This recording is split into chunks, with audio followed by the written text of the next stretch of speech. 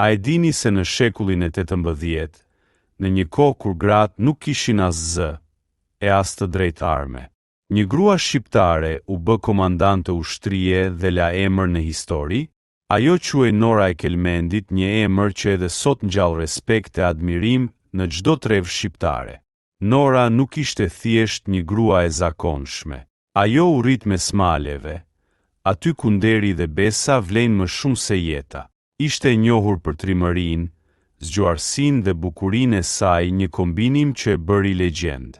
Kur osmanët sulmuan trojet shqiptare, Nora nuk u fsheh pas murit të shtëpisë. Ajo mori armën dhe udhëhoqi burrat e fshatit në luftë. Thuhet se ajo e vrau me dorën e saj pashain turk që kishte friksuar gjithë krahinën.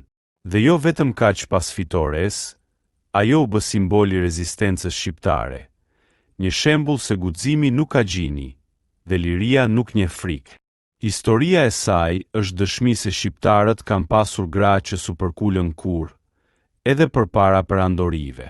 Nëse edhe ti ndihesh krenar për Nora e Kelmendit, shpërndaje këtë video, sepse kombi që haron heroinat e veta, haron edhe vetveten.